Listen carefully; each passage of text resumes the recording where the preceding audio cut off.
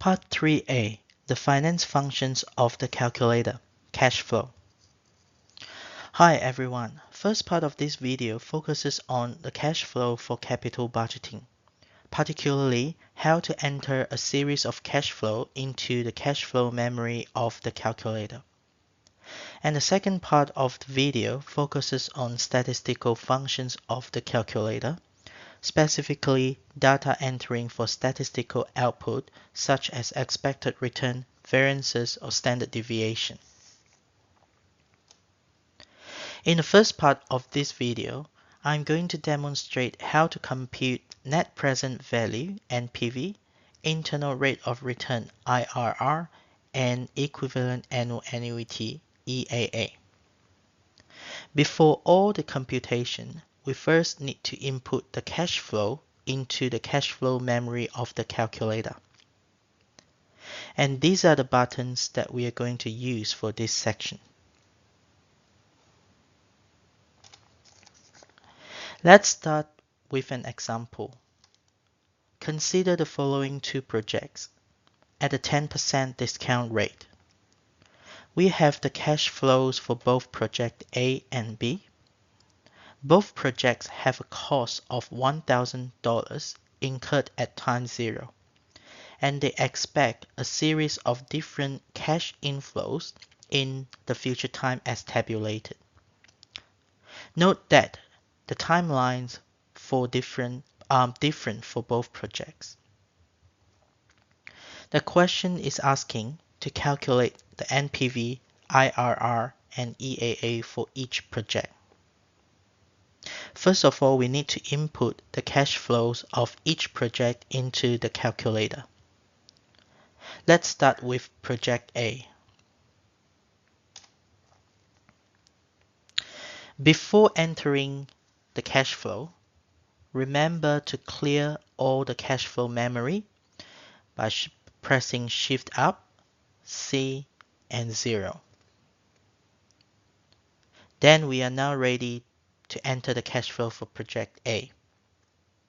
We need to use the CFJ button, which is located right here in your calculator, to record all the cash flows. And we need to start recording from the cash flow at time 0, time 1, time 2, and so on. If there isn't any cash flow at a particular point in time, we also need to record the cash flow as 0. If it is an inflow of the cash, the figure will be a positive number. If it is a cash outflow, the figure will be a negative number.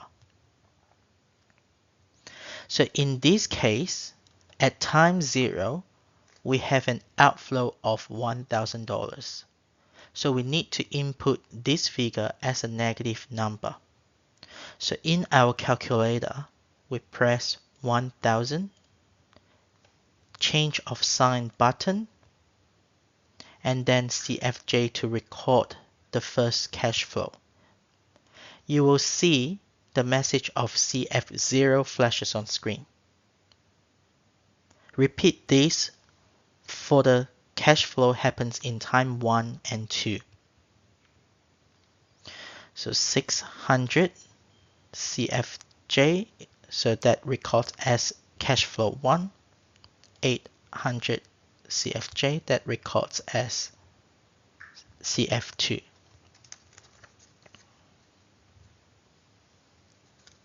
After finished entering all the cash flows into the cash flow memory, say if we are not sure whether we have correctly entered all the cash flow, we can check our cash flow from the memory. We are going to use RCL recall button, then the cash flow button to recall all our cash flow, and then we use plus or minus to navigate or scroll through the entries. So in our calculator, we press recall and the cash flow button. And this says that at time 0, my cash flow was negative $1,000. And if you press plus, it tells me the end. How many times that this cash flow occurs in my timeline.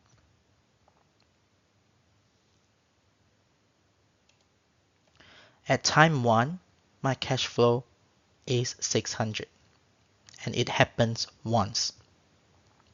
Time 2, cash flow is 800 and it happens once.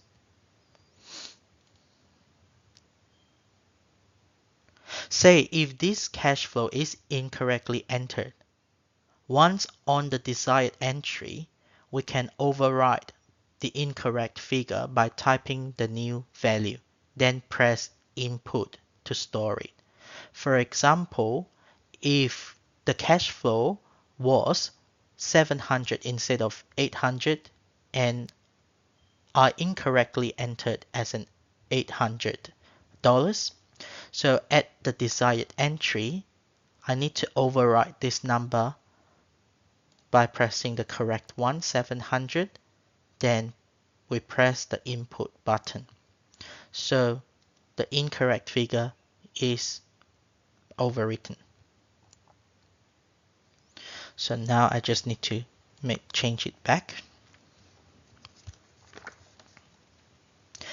So once confirmed that all cash flows are correct, we are now ready to compute NPV, IRR, and EAA of the project. So first of all, let's look at IRR.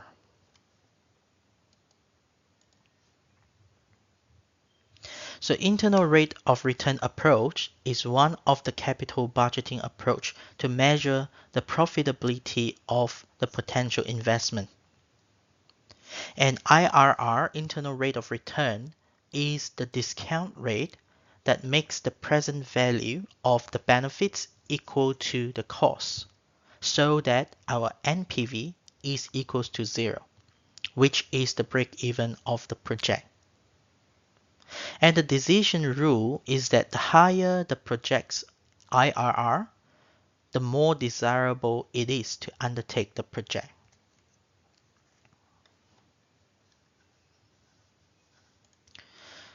So IRR is located as an orange secondary function below CST here in the calculator. To solve for IRR, you need to press Shift down and CST.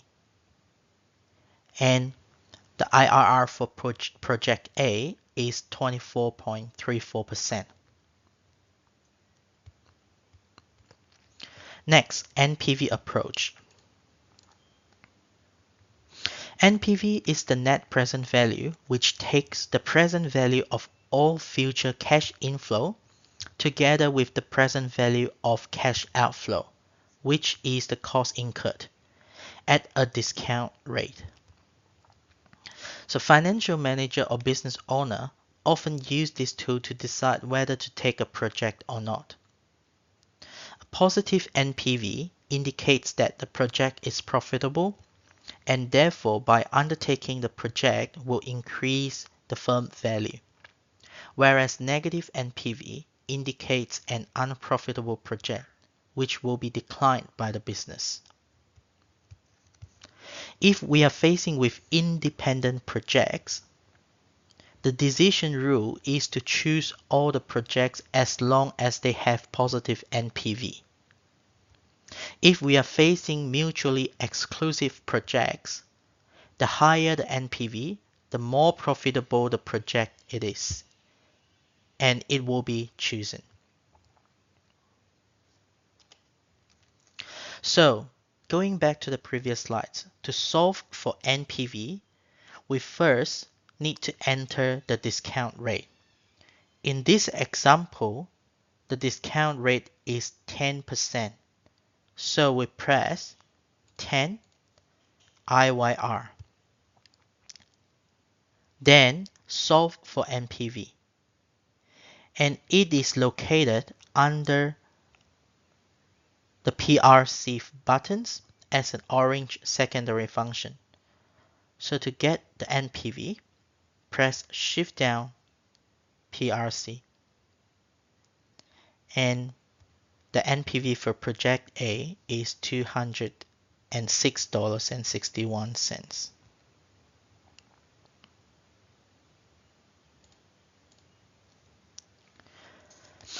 Next, EAA. Equivalent annual annuity is one of the two methods used in capital budgeting, besides NPV and IRR, in order to compare projects with unequal lives. So if project A and B are mutually exclusive, means that only one will be chosen. Comparing two projects with unequal lives using NPV and IRR methods are limited. Therefore, we need to use EAA method to choose the project. EAA approach calculates the constant annual cash flow generated by a project over its lifespan as if it was an annuity. So when used to compare projects with unequal lives, NPV of a project needs to be calculated first, and then it becomes the present value of an annuity. And with the lifespan N, discount rate as the IYR, we can solve for PMT, which is the EAA of the project. And the decision rule for EAA approach is that the one with the higher EAA should be selected. So once we have the NPV for project A, which is on our calculator display now, press PV. We have already entered the discount rate before as 10%, so we can skip that. And the number of periods for project A is 2, so we press 2N. And to solve for PMT, press PMT. And this is the EAA for project A, which is $119.05.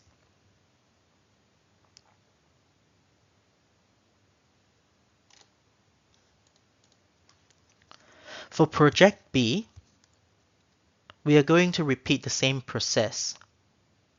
So we first clear all the cash flow memory, shifts up C0,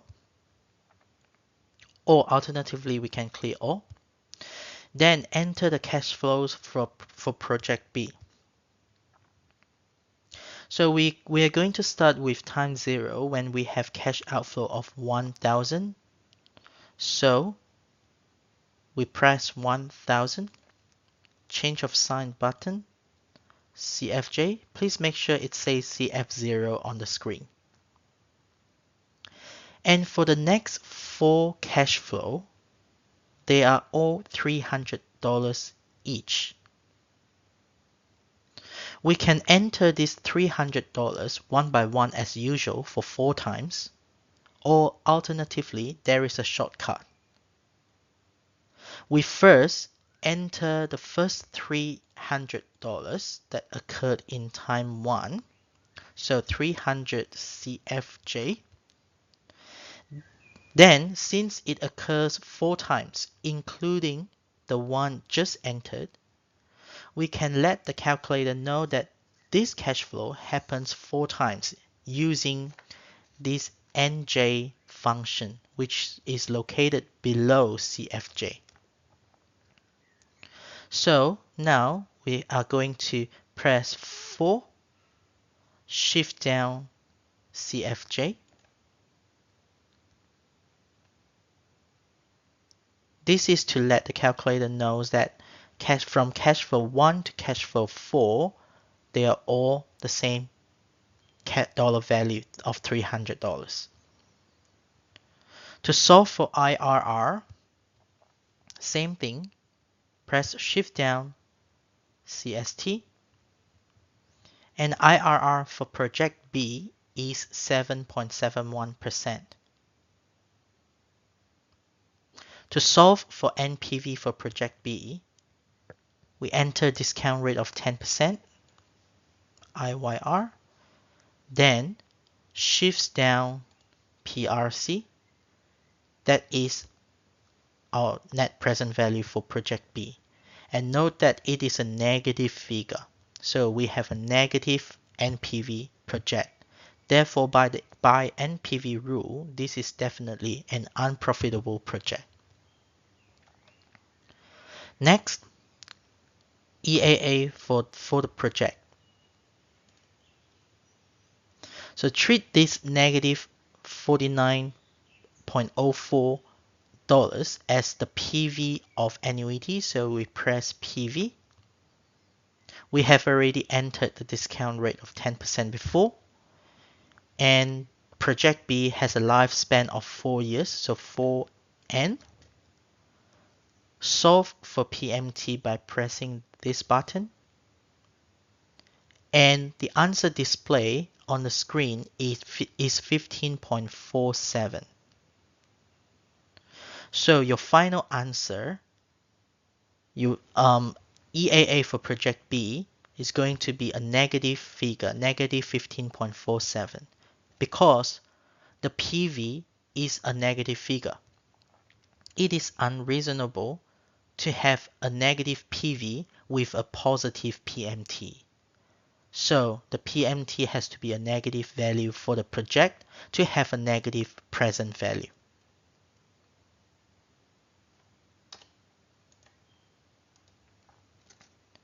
Now, please pause the video and try this question yourself.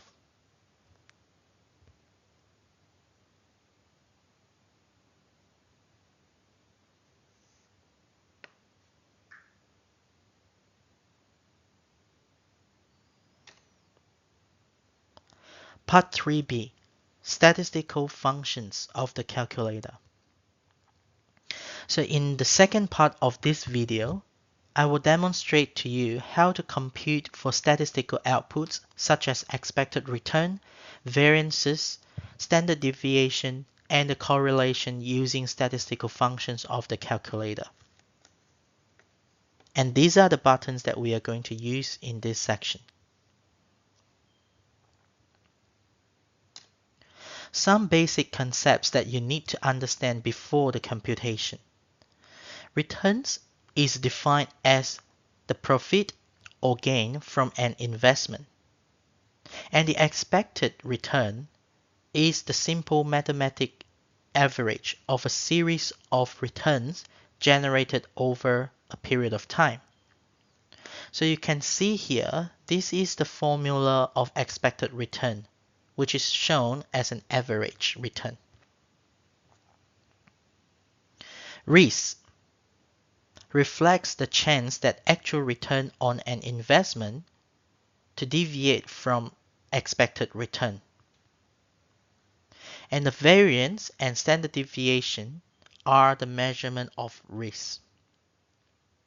Formulas of the variance and standard deviations are shown here in the slide. And also note that standard deviation is just the square root of variance. So, to compute the expected return and the standard deviation, we first need to identify the data required to be entered into the data memory of the calculator, which are the returns generated over a period of time. In this example, we have the returns of Nikkei index over 6 months period. We need to enter these figures into the calculator. So first of all, clear all the memory, shifts down and C. And we also need to clear the statistics memory. So statistic memory is here as an orange button. So shifts down that button, clears all the statistical memory. Then enter all the returns into the calculator starting from the first data. So 8%. And we are going to use this button to store the data. Repeat this for the rest. 15%, a negative 12%,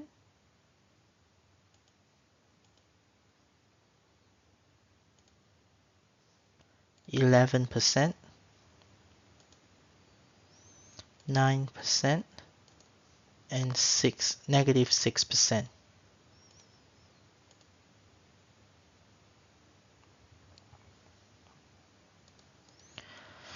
Similar to the cash flow, once finished inputting all the data into the memory, we can check the figures again to make sure they are all correct. So press RCL and the summation plus button that we entered all the data point just now. So RCL summation plus. Then use plus or minus to scroll through the entries.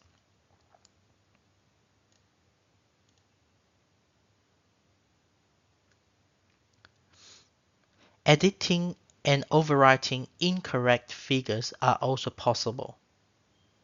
So same thing, once on the desired entry, overwrite the incorrect figure by typing the new value, then press Input to store it.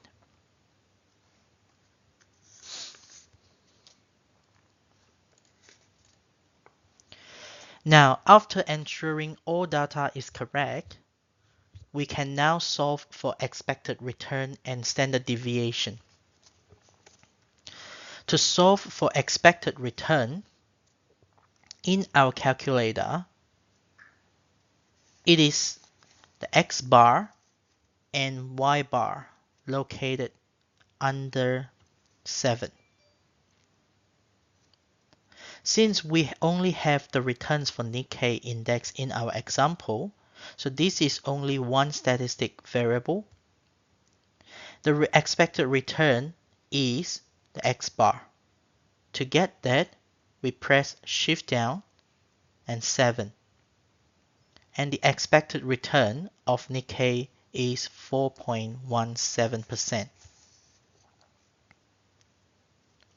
To solve for standard deviation, in our calculator, it is SX and SY located under 8.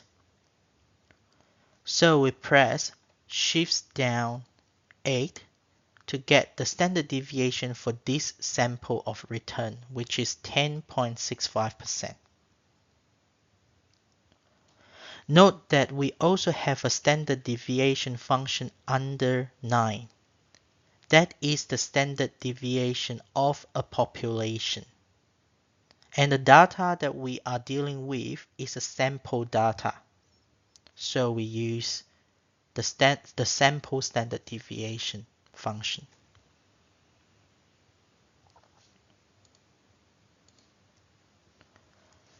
In previous example, we only consider one variable statistics. Now, we are going to look into two variable statistics. And in this example, given a sample of the last 6 monthly percentage price changes for 2 market indices, so we have Nikkei and Russell. Calculate the expected return, the standard deviation, the correlation for these two indices, and finally the covariance between them. Firstly, clear statistic memory, Shift down and that button.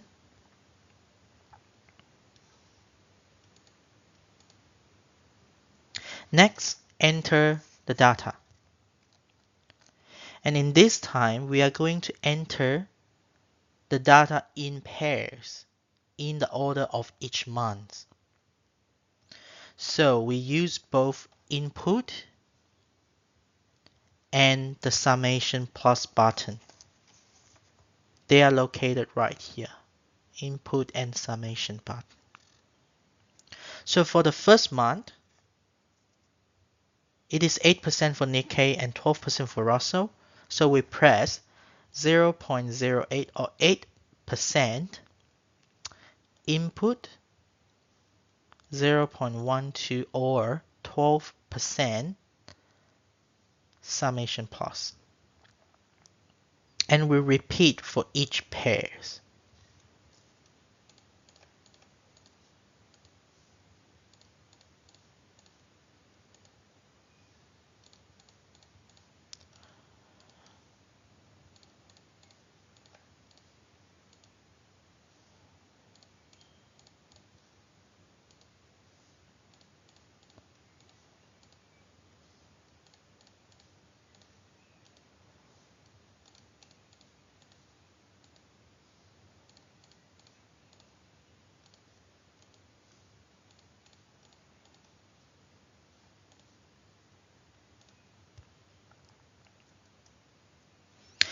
So similar to the one variable example, after entering all pairs of data, we can check the memory by using RCL recall button and the summation plus.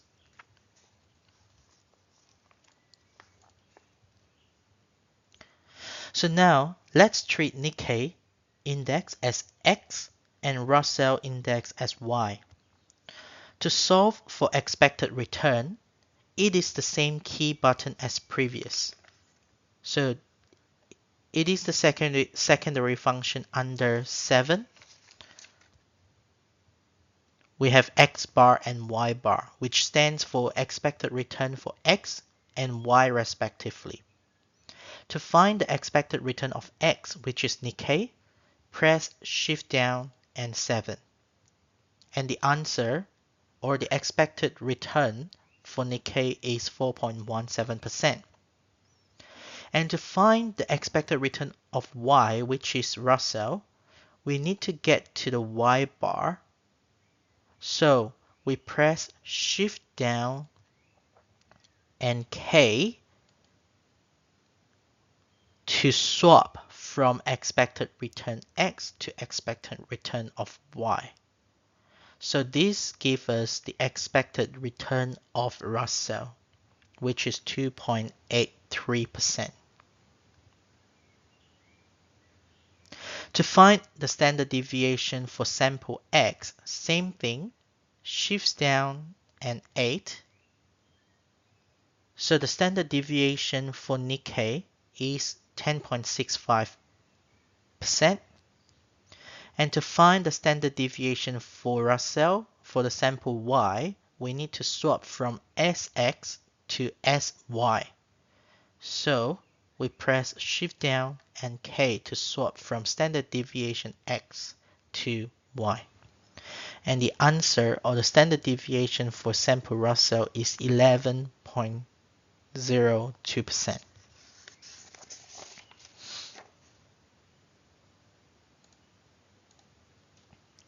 Next, correlation coefficient. It is located as a secondary function under 4, and it is denoted as the second symbol R. So to get that, we need to press Shift down 4, Shift down, swap. So the correlation is 0.8647.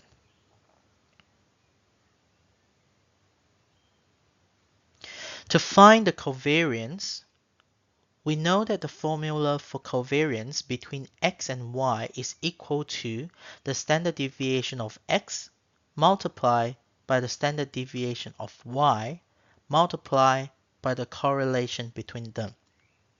So in this case, the covariance between Nikkei and Russell is equal to the standard deviation of Nikkei times standard deviation of Russell times the correlation. Note that there is no special button for covariance in our calculator. So we need to use this formula. So first, standard deviation of Nikkei, shift down 8, multiply, and you will see the pending annunciator appears. And now we need to enter the standard deviation for Russell. So shift down 8, shift down K. Then to multiply again by the correlation. So shift down 4, shift down K. Equal. So the final answer of the covariance between Nikkei and Russell is 0.010.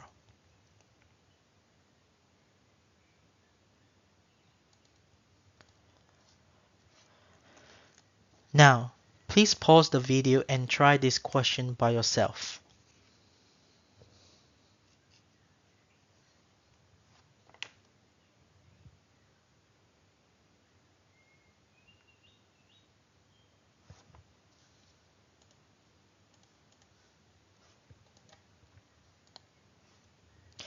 Thanks for watching the video, and I hope you enjoyed all 3 parts of the videos and already gained mastery in using our HP10bII Plus financial calculator.